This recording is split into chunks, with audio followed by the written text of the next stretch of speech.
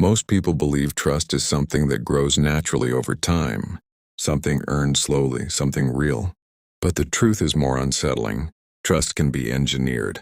There are people who know exactly how to make you feel safe, how to lower your guard, how to make you believe in them even when they haven't earned it. And the most dangerous part is that it feels like your own decision. Today I'm going to show you how people subtly trick you into trusting them, not to make you paranoid, but to make you aware. Because once you see it, you can't unsee it. I've spent years observing human behavior and the patterns hidden beneath everyday interactions. What I discovered is that trust is rarely accidental. It is guided, shaped, and sometimes manipulated. Not always with bad intentions, but often enough that it matters.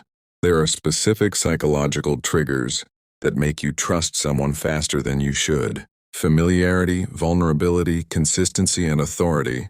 When used naturally, they create genuine connection. But when used intentionally, they can create an illusion of trust. In this video, I'll break down how this works, why it works, and how you can protect your mind without losing your ability to connect with others. Your brain is designed to trust efficiently. From an evolutionary perspective, humans needed to make quick judgments to survive. You had to decide fast whether someone was safe or dangerous, friend or threat.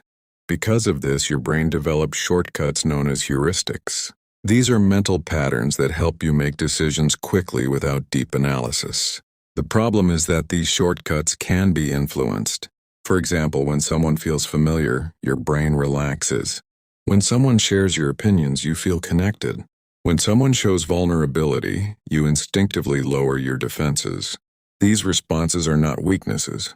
They are human, but they can also be used in subtle ways that you don't consciously notice. That is what makes them powerful. The manipulation of trust is rarely loud or obvious. It happens quietly, in ways that feel natural and comfortable. Imagine you meet someone new at work. They greet you warmly, remember your name, and tell you they also struggled when they first joined. You begin to feel understood. Over time, they agree with your ideas in meetings, which makes you feel validated. Then they share a personal story that feels genuine and slightly vulnerable. Now you feel connected. Without realizing it, you've started trusting them. None of these actions are negative on their own. They are normal social behaviors. But when done intentionally and in sequence, they create accelerated trust. In relationships, this can be even more intense. Someone you just met starts sharing deep, personal emotions very quickly. They talk about their past, their struggles, and their pain. You think they trust you, so you begin to trust them too. This is often referred to as forced intimacy. It creates a sense of closeness that hasn't had time to develop naturally. Your brain interprets this as a bond, even though the foundation is still weak. These tactics work because they tap into core human needs: the need to belong, the need to feel understood, and the need to feel safe. When someone mirrors your behavior or opinions, your brain registers familiarity. When someone validates you, your brain associates them with reward.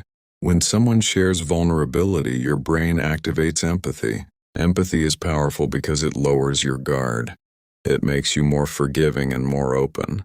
It can even make you ignore subtle red flags. Another important factor is consistency. When someone behaves the same way over time, your brain builds a pattern and stops questioning it. Even if something feels slightly off, you are more likely to ignore it because the overall pattern feels stable. Authority also plays a role. If someone appears confident, knowledgeable, or respected, your brain assumes they are trustworthy. This happens automatically without verification. These psychological mechanisms are subconscious, which is why they are so effective. Protecting yourself doesn't mean becoming cold or distant. It means becoming aware. When you meet someone new, slow down your trust, not your kindness. You can still be open and respectful, but avoid making quick conclusions about who they are. Pay attention to how fast the connection is growing. Is it natural or does it feel rushed? Notice patterns over time. Are they consistent or just intense in the beginning? Observe emotional pacing. Are they sharing at a level that matches the stage of your relationship? Most importantly, Separate how someone makes you feel from what they actually do over time. Feelings can be influenced, but consistent actions reveal the truth. Boundaries are also essential. You don't need to confront anyone.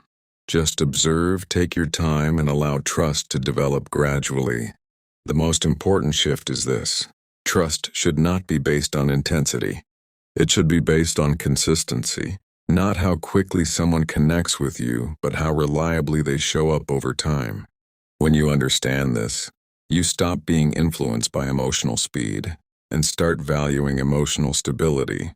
Instead of asking how close you feel to someone, you begin asking whether they have earned that closeness. Not everyone who gains your trust is trying to harm you, but not everyone deserves your trust either. Human psychology is complex and powerful. When you understand how trust really works, you begin to see people differently. You notice patterns that were invisible before. You recognize the difference between genuine connection and subtle influence. Most importantly, you become intentional with your trust. You don't lose your ability to connect. You gain the ability to choose.